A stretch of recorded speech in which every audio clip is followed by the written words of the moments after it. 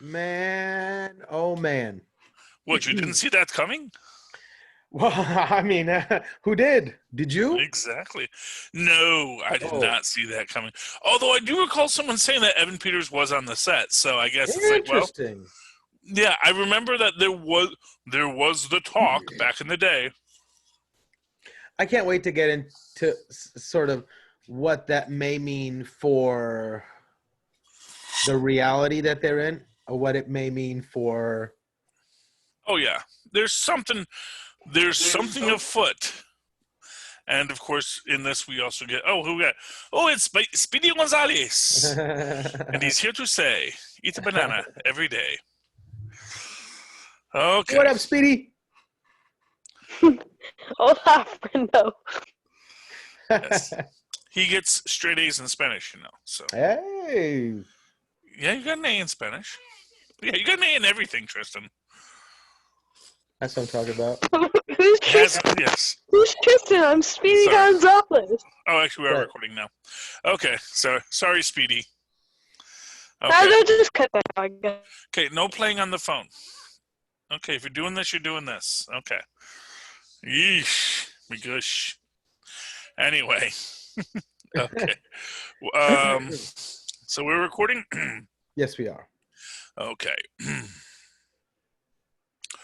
In a world of capes and lunatics, gods and monsters, there are those who stand against those that would destroy us.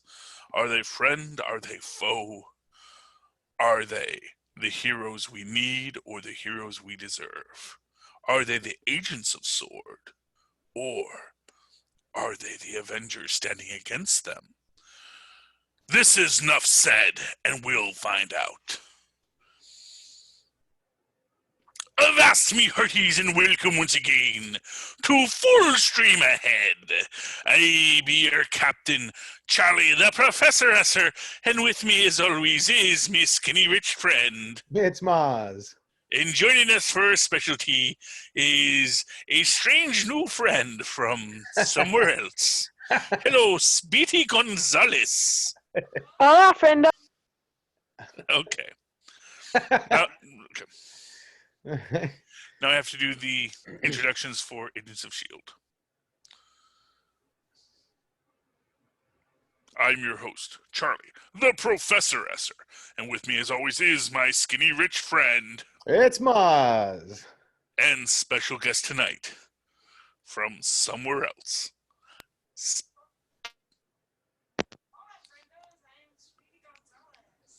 Thank you, Speedy Gonzalez. He's too fast. He's too fast. He said it. You didn't hear it. Yes. We give both. A little less on the accent, though. This ain't an 80s sitcom. But it is an 80s sitcom. Welcome to the glorious 80s and a very special episode. WandaVision, Season 1, Episode 5, on a very special episode, Ellipsis. Wanda addresses Vision's worries when he grows suspicious of the neighbor's strange behavior. Our director this week is Matt Shakman. Peter Cameron, Mackenzie Dorr, and 10 more credits. Let's see who. Oh, wow, this one's got a lot of writers' credits. Okay. Wow. So Peter Cameron and Mackenzie Dorr, that's our written bys. Jack Schaefer, the lovely lady in charge, he gets our created by. She's the boss, applesauce. Now, Jack Kirby gets the Wanda Maximoff created by credit. Roy Thomas gets the Vision created by credit, along with John Buscema. Ooh, they left off Stan Lee. That's controversial. Yeah, I know. Peter Cameron is our executive story editor, and then they even had a secondary executive story editor because they just need that many. Oh my gosh, they have actually 3 because Bobek as Farjani is an executive story editor, and then they had to get Mackenzie Dorr to further executivize the story editing. And then, not just 1, not just 2, but 3 hardest working people in show business are staff writers, Megan McDonald, Laura Donnie, and of course, the always popular Cameron Squires. Now, Man. if they have this many writers on this episode, that last scene really must have some pretty convoluted explanation, right? Well, I gotta imagine that there was just a lot. I mean, just a many hands make busy work. I don't know. It is shocking to see that many when we've been doing this, and it's just shocking to see that many names on it. Yeah.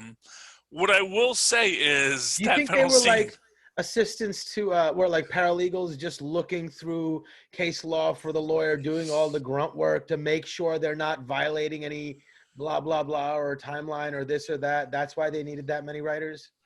I mean, it's possible. I mean, I don't know exactly what a staff writer does. Or Fair maybe, enough. you know what it could be? Is it could literally be that this is the episode that they crossed some union rule that now they can count them as staff writers. Huh. So all these people were there the whole time, but like because of how they were paid, they weren't officially staff writers. But by episode 5, they said, you know what? You all get a credit, I really don't know how it works, and I really don't know how IMDb works. I don't know how those names get there. I don't know if there's any kind of editorial board. Honestly, for all I know, I could go in there right now and just say, yeah, I wrote this episode. Totally, it was me. So that's the problem with the internets. And the internet, interestingly enough, is a brand newfangled thing with a dial-up modem in this episode. But we'll get to that because there's a lot going on in this episode. First off, we have the babies, and we have the opening, which is clearly in the Family Ties house, as people have pointed out. Right. But what I find most fascinating is, to me, Wanda looks like Kimmy Gibbler. Huh. I could see that. The little side ponytail thing.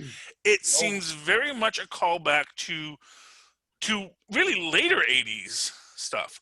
But that's one of the things I think about this episode, whereas I think we get some nice transitions of different things from the 80s. And that is telling in the fact that when we first start off, we have Wanda in her Kimmy Gibbler outfit and Agnes in her Flashdance outfit.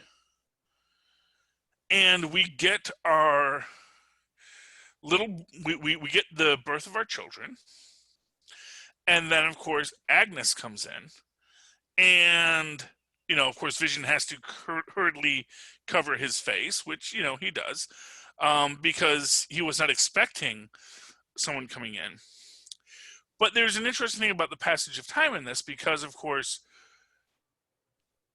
after the children calm down and a lot of wackiness, including Agnes doing a whole breaking of scene and saying, do you want me to take that from the top? Wait, sorry. But I was just wondering, I wonder if she has superpowers, or she's just spying on Wanda. She's like spying on Wanda and Vision, because I wonder how she's able to come at specific times. Well, I mean, I think she definitely has some kind of powers. Now, of course, here's the thing. Everyone likes to pile on poor old Agnes and Agatha, which, of course, is what everyone assumes, or maybe she's actually Mephisto. But here's what I'm going to say. I don't think Agnes is in control. I actually think she is there as a spirit guide for Wanda. I think she's just as much a victim as anybody else in that town. Everybody, whoever the overarching, person is controlling this or putting this in motion, she's just following their direction. Everybody has a job in the town, and this happens to be her job. I think that's the only reason she does it. But she always has that sense of, oh man, I got to do what I'm told. Otherwise, you better do what they're told to. Otherwise, they're going to beat us. That kind of feeling, Or maybe the reason why she's got Agnes is a trick by Marvel to send us a red herring to make us think that it's Agnes Harkness or like Mephisto, but there's probably a secret villain that's gonna come out under our noses and none of us expected. Oh, that would be nice. If they really truly are able to pull one over on us, that would be really cool. Well, here's my thing. I don't think Agnes here's what I'm going to tell you. And I think that it is laid out in this episode. If you are a fan of Marvel, you know the Marvel tropes, you know how the story is told. The secret villain was here, and they really haven't been a secret, because the villain is actually acting director Hayward. And I've said that before. Clearly, Hayward is evil. But in this one, he cranks the evil up to 11. And in my opinion, everything he does is meant to shift the blame away from himself. Because here, I'm going to jump right to the fan theory. My honest opinion here is Hayward used some super secret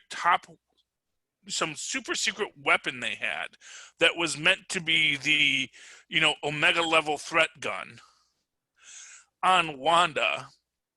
It backfired in Westview and basically caused the town to implode, which made Wanda have to sort of hex everything into control. And here's the thing. I think this is why we're getting the broadcast. Because I think Wanda is crying out for help unconsciously, and that's why it's a broadcast. Because as we see, the episodes are repeating. They're getting into time loops, and things are happening in a very odd way once they start watching. Because the helicopter doesn't show up until episode 2. But the helicopter goes in before episode 1 airs. So that suggests when Darcy sees episode 1, even though she's coming at the tail end of episode 1, she must have the things that have happened had already happened within the bubble. Time is flowing differently inside the bubble and maybe looping back and repeating. I know this has probably... I just have 2 questions. It doesn't have what things to do what you're saying, but one thing is that if you listen, well, not listen closely, but Wanda tells Vision maybe it's time for us to kind of come out, show the entire world of Westview that they're actually Wanda and a robot. And another thing that I'm wondering is, I'm still wondering why no one is worried. Well, I mean, it's probably because we saw I'm blanking on her name, but we saw her in the television and she was a sword agent. But I'm still yes, Monica Rambeau. But I'm still wondering why they're because they haven't really seen they haven't really seen the hazmat guy in a while, and he hasn't responded back, and I'm wondering why aren't they worrying as much? That's a fair item there. I mean, because that is a thing. We don't know what happened with the beekeeper. Maybe everything else is making so much noise that they have to pay attention to so many things they haven't thought about it yet. Yeah, I mean, they may have even just put him in as MIA, That's also Agent Franklin, MIA. That's the thing. Although, as people have pointed out, that his name is Agent Franklin.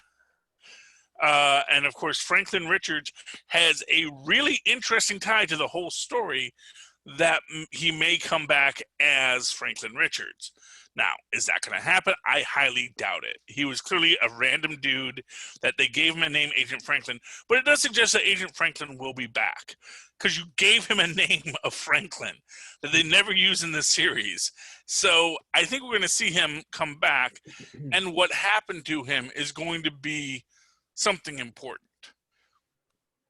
I don't know if it's going to be a good important or a bad important, but there's going to be, because if you actually, when he is kicked out, it's not the same way that Monica is kicked out.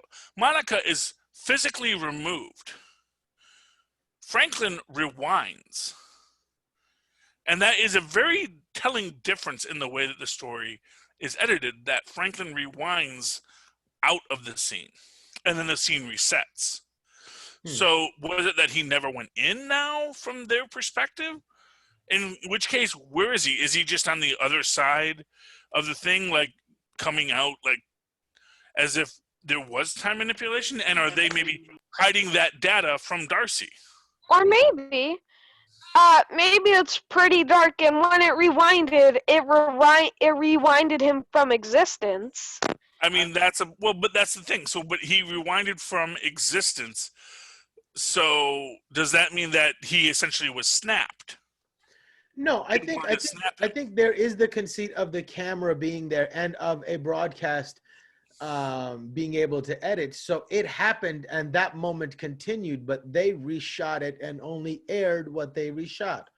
And that's fair, but then it becomes this question: what happened to Franklin? Right. I think that's still an open question in that regard. I don't think it did anything. Because we do see that the jump rope comes out, and Franklin's not attached. So does he just suddenly find himself on the other side of the anomaly, and does he go back? I think he's sort of like, hopefully, if he's worth his salt at all as an operative, he will find some tactical use out of his particular situation, and just in the nick of time, be very, very useful strategically. Oh wait, sorry, but maybe the reason why we haven't heard from him is because, remember, his suit was turned into a beekeeper suit, so it might have gotten rid of all the technology. So maybe he's trying to call back for help, but since it rewinded to the 80s, probably no one is able to hear him, which is pretty dark. Yeah, although it's an interesting aspect of this, because this actually gets a call out in this, because so he's wearing what's essentially a radiation suit. We call it a hazmat suit, but it is clearly meant to be protective against certain radiations, probably that CMBR, which I do think is an interesting aspect of it, because I think that the fact that there's all this CMBR radiation, you're meant to think, oh, Infinity Stones, Wanda's using Infinity Stones, but again, I think that essentially what she was bombarded with by Hayward was something that is like, so here's this idea. When the Mind Stone was destroyed, it was because, there was this theory that if it had a resonance similar to itself, a Mind Stone's resonance, which of course was something that was in S.H.I.E.L.D.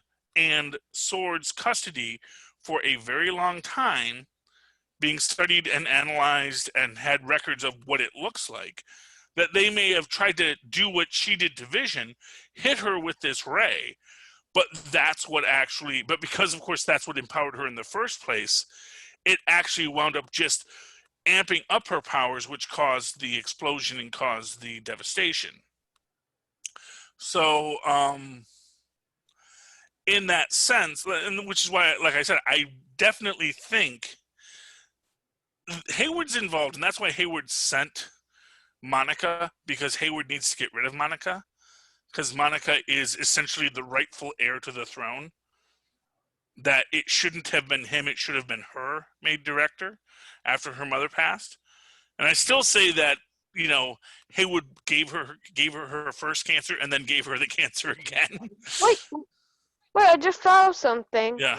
There was once a point that since it had hexagons, people thought it might have been AIM. But it could still be AIM. He might be, like what you said, he probably had like a scientist build, if your theory is true, that he shot her with like some form of weapon. Maybe that was like made by some AIM scientist, and maybe he's starting to recreate AIM, and maybe all the hexagons are kind of like a hint to it. Yeah, I mean, that's a possibility. But here's the actual thing I wanted to make about the beekeeper, was that in this episode we learned that when what you're wearing gets transformed, it still maintains its original purpose. So if he has a suit that is intended to protect him from that CMBR, it is possible that that beekeeper suit still protected him. So he actually may not have had his mind wiped, because that's the question. When essentially Monica and Darcy are talking about building the rolling fallout shelter, Darcy says, well, I don't know, maybe it'll still wipe your mind, but they don't know if it would. So it's entirely possible that the beekeeper, he got rewound, but not expelled, but he maintained his own awareness. Right, so Wait a minute. And that's the point I'm trying to make. Maybe it isn't reality that is being rewound, but it's just the broadcast that is being edited. It happened as it did, but then she took vision back to it, so it must have been rewound for him as well. Oh, or do you think they're messing with his memory as well, recutting and, so he's not aware of the rewind?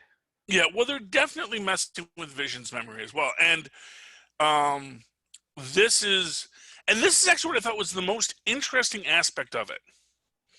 And why I think there is an effort to reach out.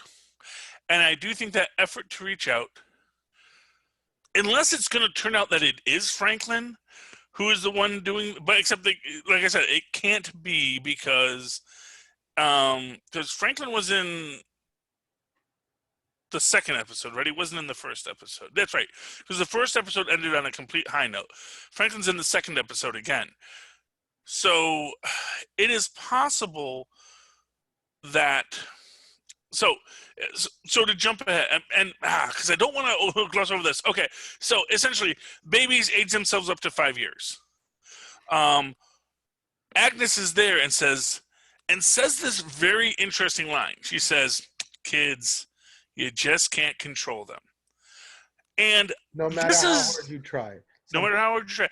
And it's really interesting, and maybe this gets to that whole 10 writers on this episode, is the obvious line to say in this moment is, kids, they grow up so fast. Right. Because, of course, that is a sitcom trope. A child is a baby season 1, is 5 years old season 2. That is a typical trope.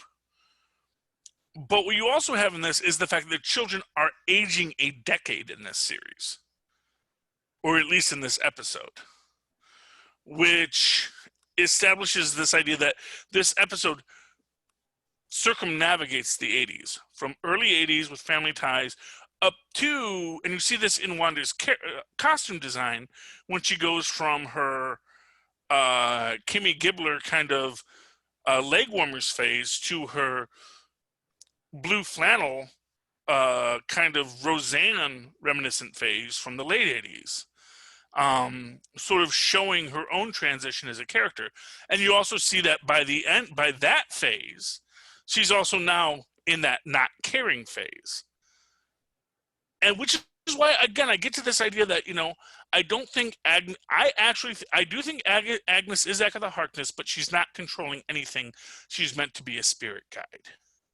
And she's meant to be kind of helping Wanda through this, because whatever the story was,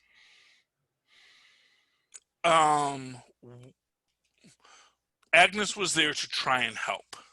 And possibly this creating the whole Westview scenario is how you help people through this psychological trauma, helping them grow, helping them evolve as characters.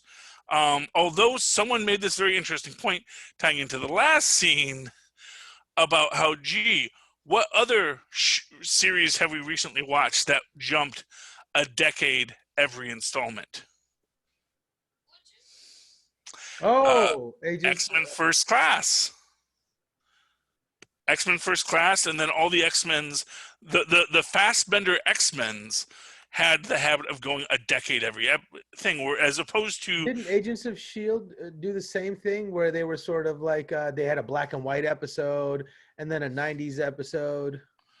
Oh, well, they also did that when they were doing the time travel thing. Right. So that might be an interesting other parallel. Because, and again, everyone says, Agents of S.H.I.E.L.D. is never coming back. I don't think Kevin Feige is petty to actors and writers. I think he can recognize talent where talent is there. He wants it on his terms, of course. Who doesn't want everything on their terms? But at the same time, he's not going to say, "Well, you were from the old order, so you don't get to come over," because it's not actually feudal England. It's not like, aha, now they will stage a coup from within Disney itself. Wait, I have a question. Yes. It's not about what you're talking about, but I don't know if I'm correct or not, but I don't think Wanda has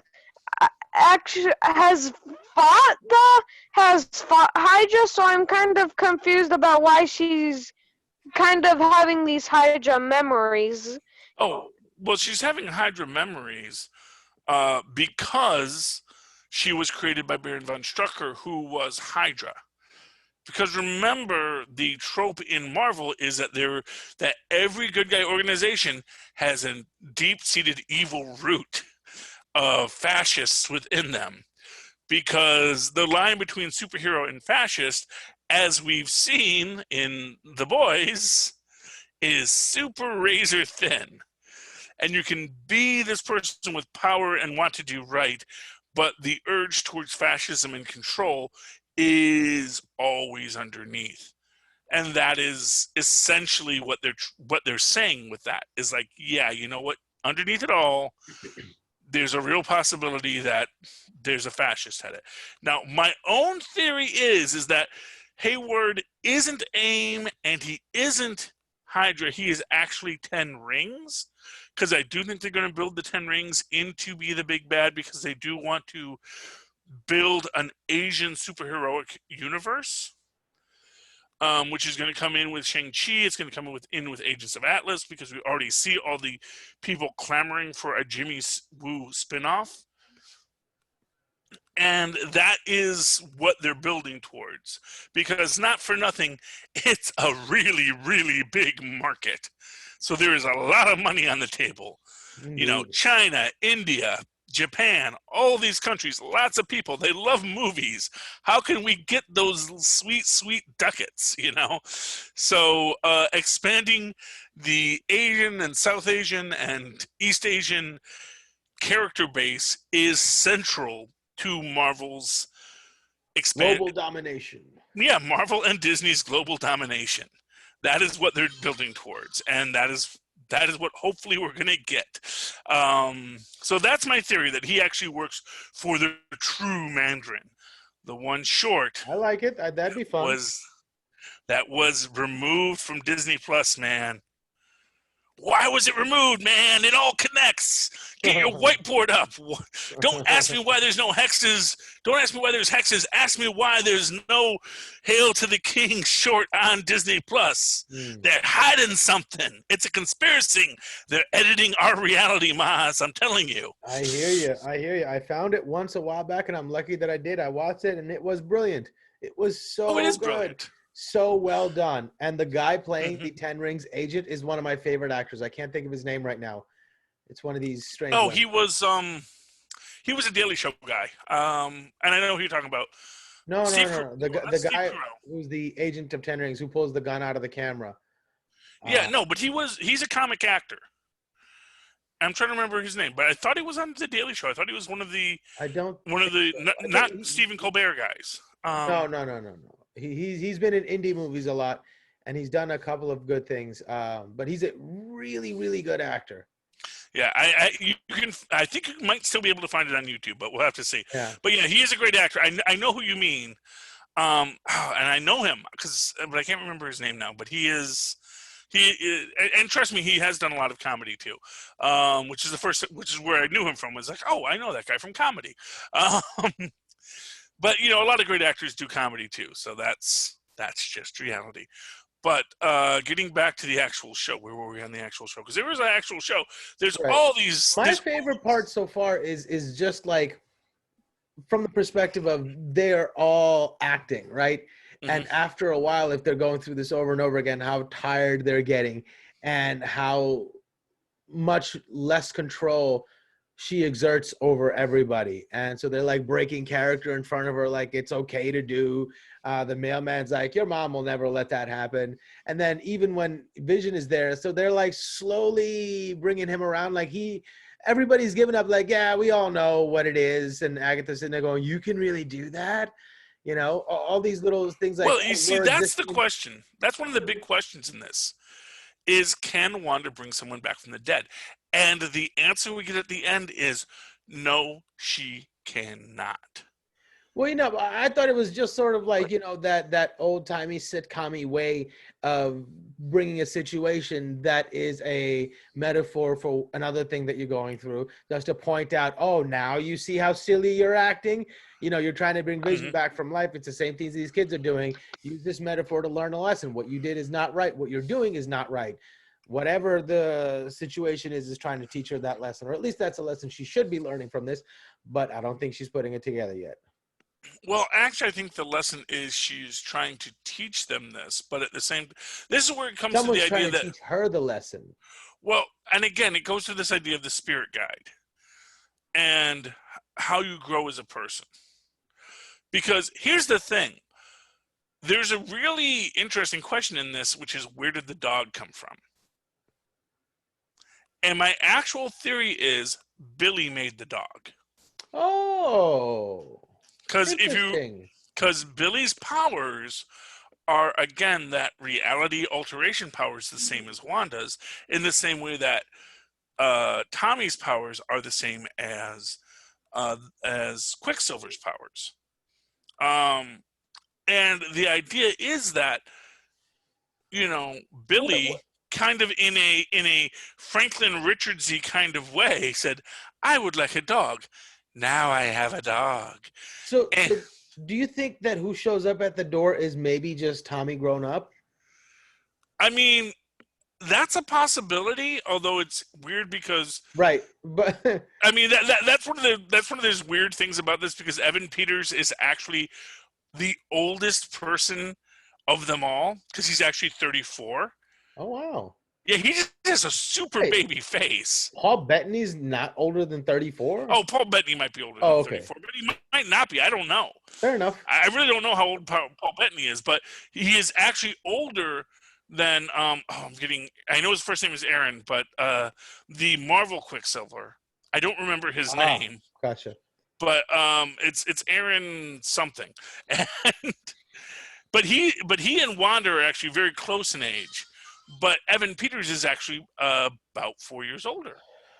And the fact of the matter is, which is funny because he actually came later and was playing a teenager when the other guys were playing full-grown adults. So it's again, TV logic and, 40-year-old teenagers. But so I don't think that's supposed to be Speed. I actually think that is supposed to be literally Evan Peters pulled from another universe. Because I think that's one of the things we're going to get in Loki is that, these stones, they actually connect, and they can connect you way past just this universe. Can I say actually, no, finish. What I was going to say is something different. You can finish. Okay, well, you've already interrupted me, and I lost my train of thought, so it's okay. What did you want to say? I just wanted to say...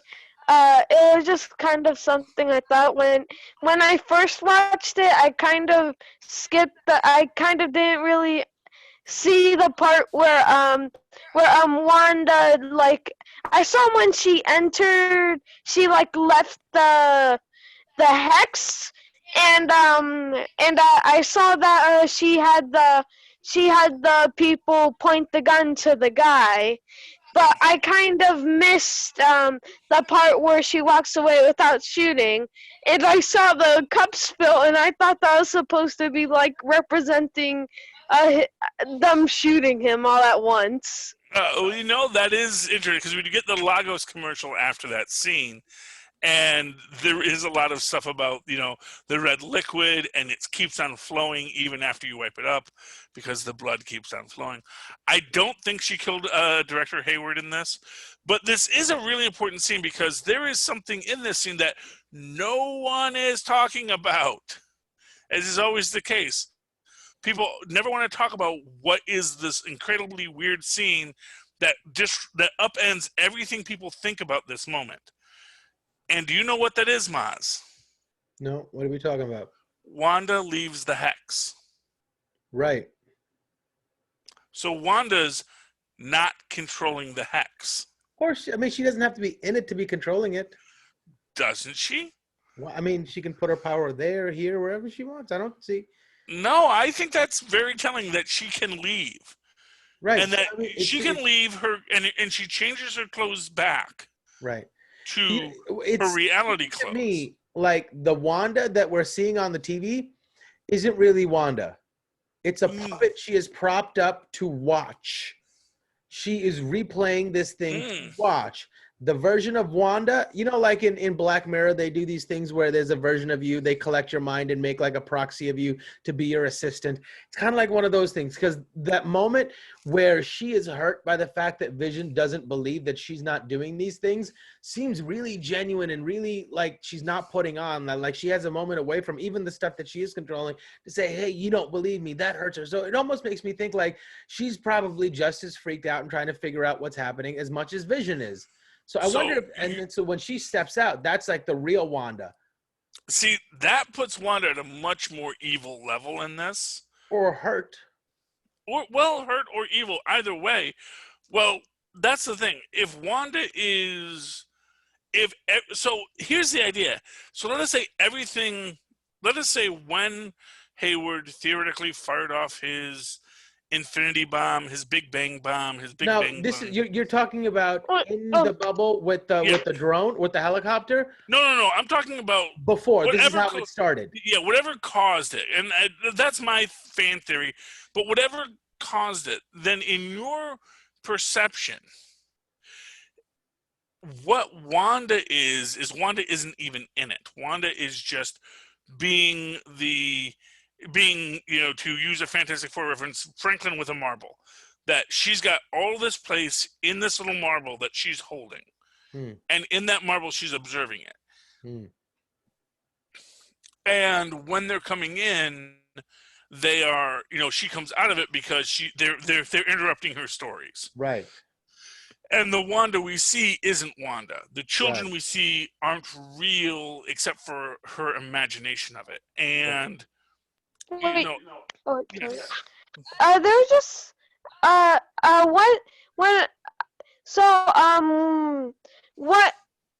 the Legos commercial once came. I'm surprised no one really thought of this. But that came before.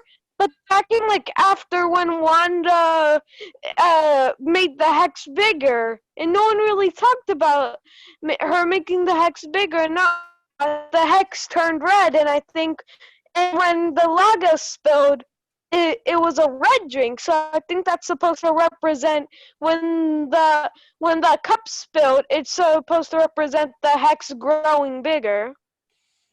I mean, that's the thing. I don't know if the Hex actually got bigger in that moment. I think maybe her coming, when she went back into the Hex, she exerted more power on it. It pulsed, maybe. Yeah, and see, that's why I actually don't think it's Wanda. It's very weird. And maybe she's using this as a simulation to get Vision up to speed.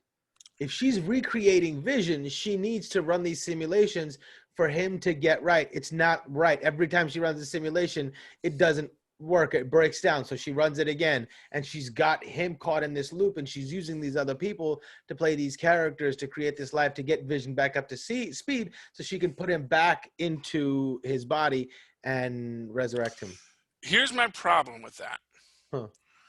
So there's this whole thing about the Vision's living will and him not being turned into... What is that? How did he write? Did he write it? Did he talk to a lawyer? I guess what he is told that? Shuri. I don't know. Oh. I guess that's supposed to be the implication from this. Here's my thing with that. So in this, you have the idea that Wanda... Because essentially, because this is one of the big reveals. this is one of the many evil moments of Hayward, is when they do the presentation of Wanda stealing the Vision's body, everything he says is a thing that leaves something out.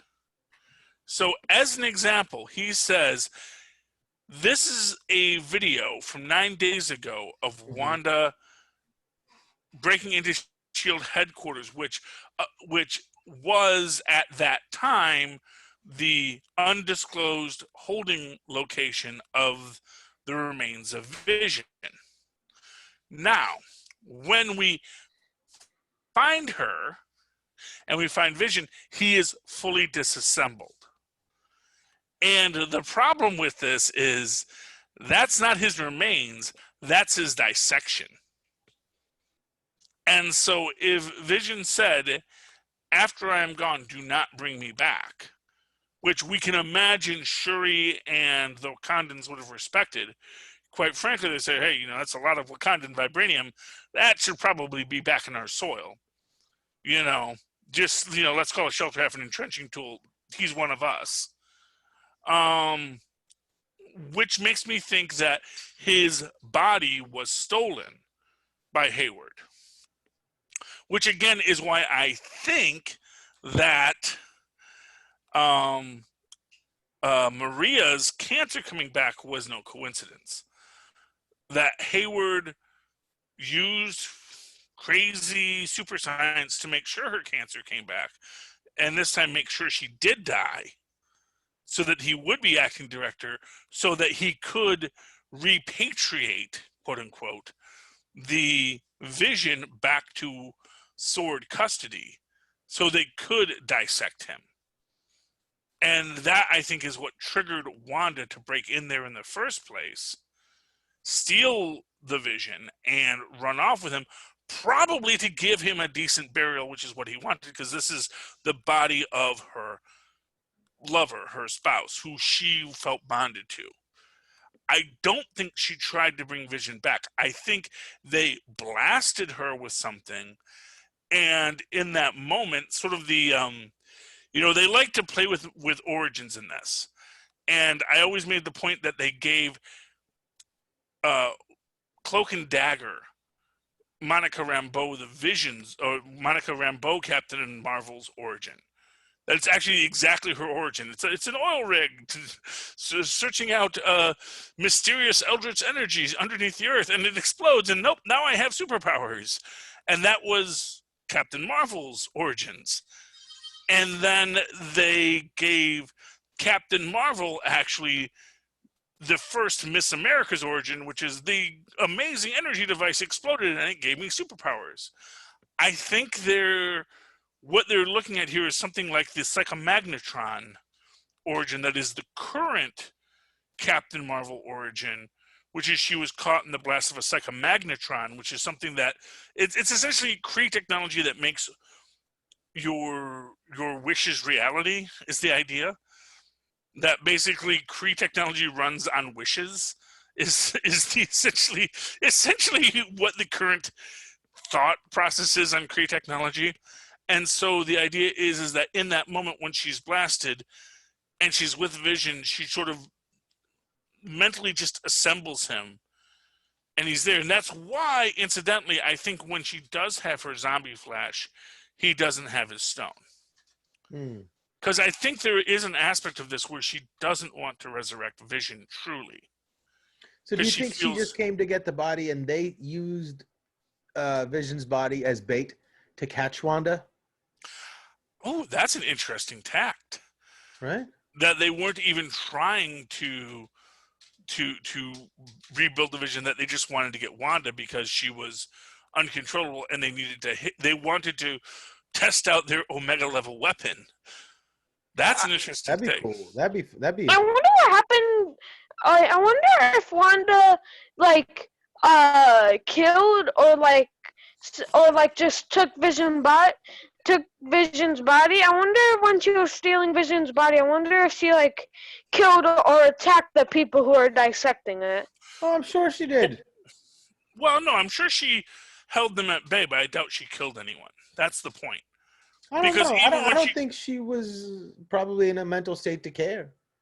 No? I think she very much was in a mental. See, I think that's how they're playing with the trope. Because the trope of the crazy redhead and her crazy superpowers. Oh, who can control the Wanda? She's all crazy. They're like, no, actually, Wanda is very much in control of herself. She's very angry, but it's quite frankly a freaking righteous anger. That everyone has been effing with her this whole time, and everyone wants to treat her like some kind of delicate bomb. But she's not, because she's not not in control of her powers as people think. That the only reason why her powers are out of hand is because people keep on, shooting her with laser beams or something. Though I will say, I don't know what Norm did to her. Norm? You know? Well, that actually is. Oh, Norm? Oh.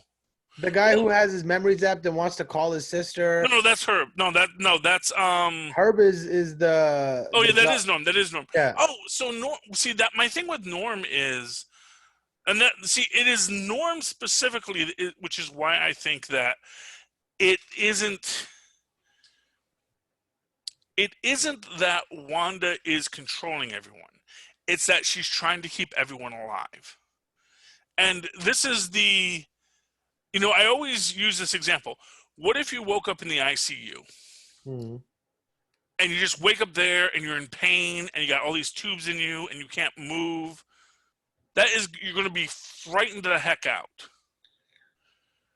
And you're probably going to try and rip things off of you, even though those are the things that are keeping you alive. And I actually feel that that's what's going on with Norm. Norm is being kept alive because Wanda grabbed as many people as she could after whatever happened. And she's just trying to keep them together.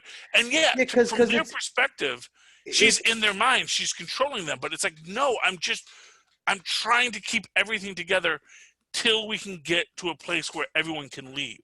He sort of has almost the same reaction as everybody in the hospital did after they came back from the snap. Mm-hmm. Exactly. And I think that's intentional. Right. That it's someone who was unaware of what was going on, and they're so terrified. In fact, one of the first people we see who was also returned from the snap is someone says, I have to call my wife. Right. And exactly. Norm is, I have to call my sister. And that's the idea, is that these are people who, but, again, like the people coming back from the snap, they weren't really dead. Or to be more specific, they were just brought back from the dead, but they were so confused. And I actually like to think of it, there's a lot of heartbreaking. There's a heartbreaking documentary about people with severe retrograde amnesia. Was it retrograde or anterior? I forget which one. It's one where you can't form new memories. Oh. And it's like and you hear, This American Life has done it several times, but just this guy, every 10 seconds he calls his wife, because he says, I just opened my eyes and you're not here. I don't know where I am. I don't know what to do. Where are you? Can you please help me? And he says, and then 10 seconds later, and 60 seconds later, he calls again and says, I just opened my eyes. I don't know where I am. I don't know what's going on. Can you please come and help me? I don't know what's going on. And it's just this loop, because... Good Lord, if that ever happens to me, kill me. Oh, well, it has a not really happy, but make you feel less bad for him ending, is that, as it turns out, because the guy was a choral director, when they take him to his old choir practice place, and they start singing, he just remembers everything about music, because that's one thing that you can't take away. That's why you get songs stuck in your head, because songs are one All thing right, well, that can never be. Unless you can find a choir to follow me around for 24 hours, kill me. Yeah. Oh yeah, no, it's awful. It's awful. Holy moly! I can't imagine that situation, but then again, God bless him, and hopefully, his wife loves him, his friends love him, and he has a life as it is. But no, man, no, severe brain damage is horrifying, and really is the most horrifying thing when you talk about fate's worse than death. That's what it is not being aware. But like I said, going back to that idea of waking up in the ICU, people are trying to help you, but you don't know that. Mm-hmm. And invariably, when people wake up in an ICU, we see it all the time in movies. As soon as someone wakes up in the ICU, they start pulling out tubes, and that's what people will do. But, not all of us are the protagonists of an adventure film. So when we pull out all these cords, those were probably there for a reason. They usually don't stick a tube up your nose because things are fine. They tend to do that because things are not good. We should stick a tube up that person's nose so they don't die. Right. And that's the thing. So I kind of feel like that's the thing with Norm. He doesn't know what's going on because Wanda had to hold him in essentially a stasis. Right. And maybe that's why we're doing this decade jump, because it is an egg and it's developing. Do you think there's a possibility she does not know that the snap has been reversed? Well, no, she knows the snap has been reversed because she was How in does the she snap. know? Because she was in the snap. Right. So she came back from the snap. So she was one of the people there, and she was clearly mad, Right, because to her, as soon as she came back, it was like Vision had just died in her arms. Mm-hmm. She came back in Wakanda and was like, "What now?" And I hope that maybe the situation wasn't that she wanted Vision to come back with her to America to be buried, and they honored her wishes, and that's how Sword was able to steal her, which would make her have a lot of guilt about it. In fact, someone had made the point that she is wearing funeral clothes when she's attacking. I don't know if that's true. It might have just been in black and white, but someone had said that she's wearing funeral clothes when she's attacking Sword. And so it might have been that at Vision's funeral, reinterment in maybe Westview, New Jersey, because we know that maybe the Avengers have a base in New Jersey now. That's where they were. Right. And that's when she realized that they had blown him up. And, who knows, maybe it was Vision's actual dream. I want to be buried in Westview, New Jersey. There's a nice cemetery there. That's where Phineas T. Horton, who actually pioneered android technology with the artificial man. I want to be buried next to my brother, the original Human Torch. So who knows what was going through Vision's mind when he wrote this living will. But like I said, the fact that he has a living will tells us that there's probably a lot more details going on. And of course, as always, a lot more details that Jimmy Woo isn't telling us because I knows far more than he says. But, yeah. I don't think Jimmy Woo is the villain, though. No, Jimmy Woo isn't the villain. No, Jimmy Woo is definitely one of the good guys. Maybe very, very deep undercover as far as, what his clearance is. And, how sometimes a general would be walking in the field of battle, but he won't wear his general's hat. He'll just look so the enemy doesn't know who the general is to take him out. Well, I've always said this about Jimmy Woo. He's the guy put in charge of Ant-Man. And for as much as you want to say, Ant-Man is such a goofy superhero, he's actually, as people have pointed out, really technically the most powerful. And in charge of, and in his, care is some pretty powerful technology. So he's pretty important. Tristan, check the Wi-Fi. You're good now. Okay. Yeah, no, it said our internet was unstable. So, hey, Tristan, check the Wi-Fi. Okay. Yeah. So let's get to the end. Okay, so what do you think it means? What do you think it means that X-Men's Quicksilver shows up there? Your audio's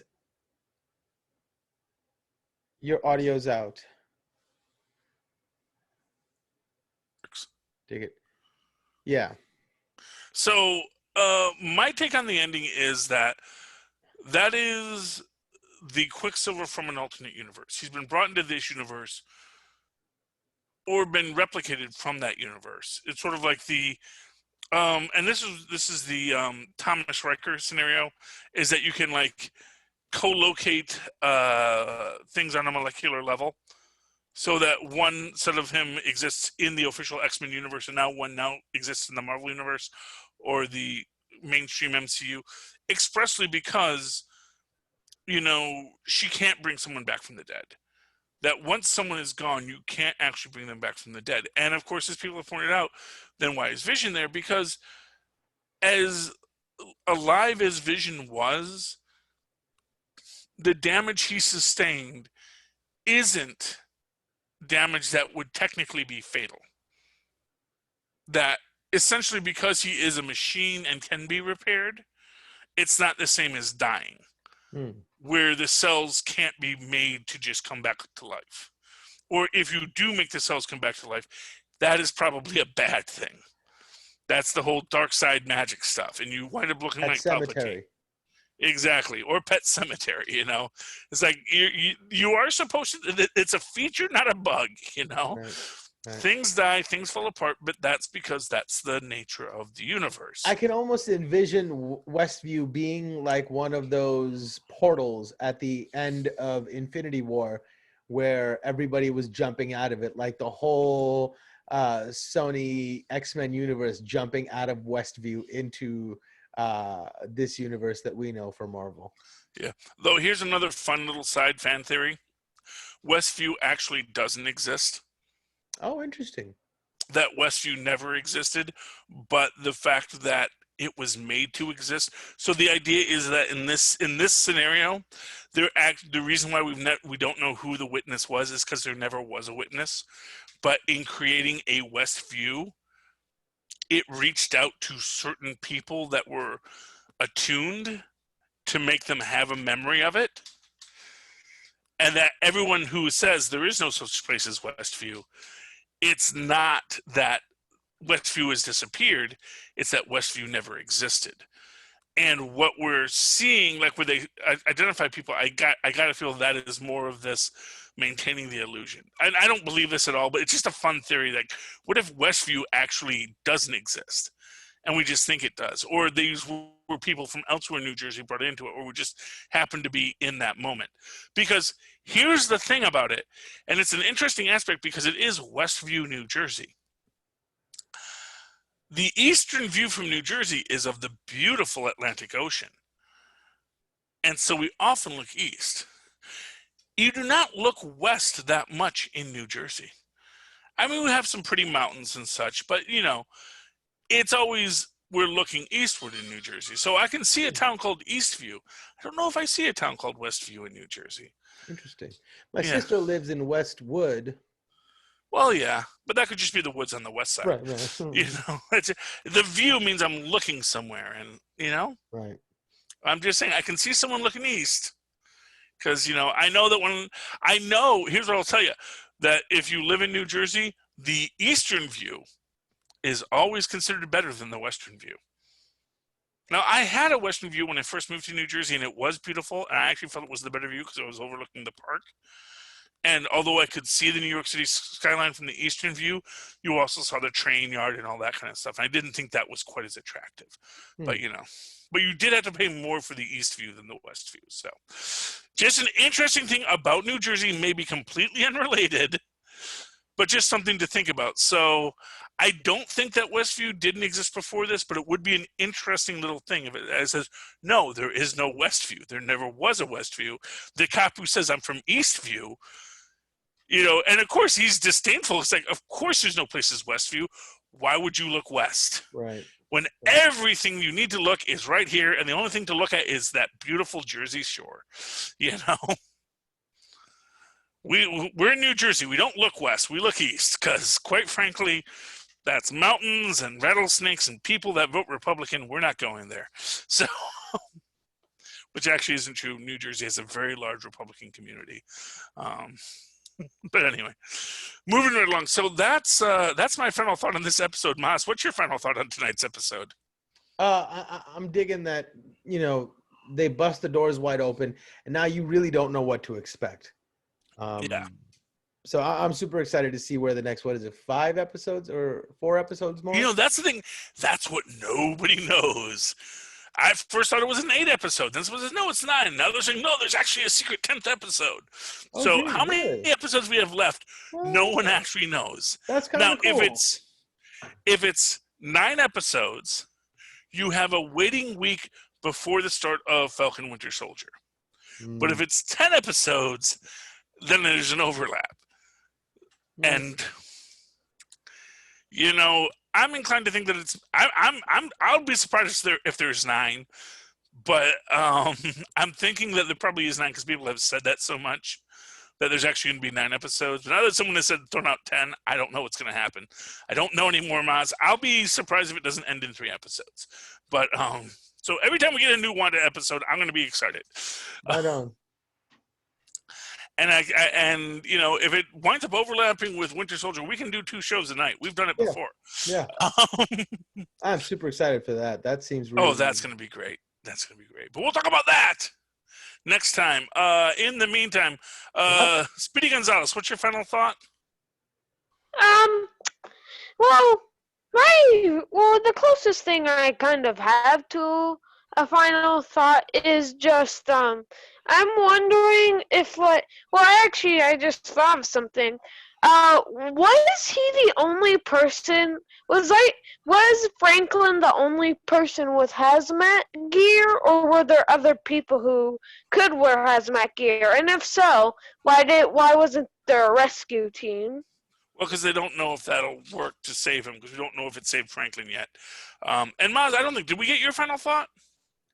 Yeah, I mean, I think we got to it. Okay, just want to make sure. You know, I've had a little apple juice already, so I don't know exactly what we've talked about yet so far tonight. So, you know, in the meantime, if you're having trouble following the conversation and you think it's because I'm being discoherent, it's probably because you have not so good headphones. So I would suggest you go over to tweakedaudio.com, use the coupon code Southgate on checkout, get a great discount on great headphones that are as good as any headphones that you'll pay like $500 for from some person that, you know, has a music career, but like, what do we know they know about headphone technology? I'm sure they're a great music person, but that doesn't mean you know about microelectronics and subsonic headphones. Tweaked Audio, since they're an audio company, probably knows that a little bit more. Just my opinion. But go there, check out, use the coupon code Southgate at checkout, get that discount. And then, just for fun, use that exact same coupon code again over at Hunter Killer. Get another discount on their products because they don't know you already used the coupon. And honestly, they don't care. And then you get a little escape room delivered to your house. It's really fun. You help Michelle Grace solve the cold case. It'll be enjoyable. If none of that really interests you, just go down to our show notes, click on the Amazon link, go to Amazon, buy whatever the heck you want. It doesn't cost you anything. It helps out the show, and we appreciate it. And while you're there, hey, check out this book. It's called Pod Life, the book, which was written by the Southgate Media Group family, and really tells you everything you need to know about why people podcast and how they podcast and why, you know, podcasting saved their life, which could be fun. It's available in both paperback and digital book, and that'll be lovely. And in the meantime, Speedy Gonzalez, is there any social media you want to mention? You could subscribe to Toxin Gamer. I don't really care. Okay, is it Toxin Gamer 13 or Toxin Gamer 13? Toxin Gamer 13 on YouTube. There might be some playthroughs there. You might enjoy them. Mozz Manzoor, how can people find you? Oh, they can email me at mozzmanzoor@gmail.com or find me on Facebook under Mozz Manzoor. That's MOZZMANZOOR. And of course, you can all email with Mozz and activity blog, one word, at gmail.com. And of course, follow me on the Twitter as I live tweet Batwoman on Sunday nights, and when I remember, and DuckTales if it ever comes back on Monday nights. Remember, at Charlie Esser, that's SSER. He's in the middle. For quality. Bing. Quality. Thank you, Speedy. Thank you, Mozz. Oh, and just a side note, because I think we forgot to mention, internet is real, and the internet is crying out to Vision, and actually gives a reveal that as anyone can, and that is the this episode is they just randomly open, they get an email, and it's randomly something from Darcy, because I doubt she was the only one sending an email in Sword headquarters. So that means something. Someone's reaching out, someone's crying out, possibly Franklin. We don't know yet. We'll find out. And that's the end of the show. Me hearties. Thank you for sailing along with us. Please join us again next week as we sail full stream ahead. Arg. And I'll do the other outro. And that is the end of the show. And a cape or lunatic, a god monster, or mutant. All we can say is, enough said. Enough said. Okay. Right on. So that's the show. You save that. You let to Phil. Happy day. Sounds like a plan. And I will talk to you sometime next week after we watch episode 6. Who knows what happens? I didn't even talk about the aerospace engineer. I agree. Would thinks it's actually Bentley Whitman, the wingless wizard, working for Shield, and how he rivalry with Reed, and also because Reed is also, but that is also he the guy who is working on the secret evil projects for Sword. So he's the guy who made the Infinity Bomb that actually caused all the problems. So that's my theory. I'll talk about it on the next show. Man. Talk to you soon. Have a great night.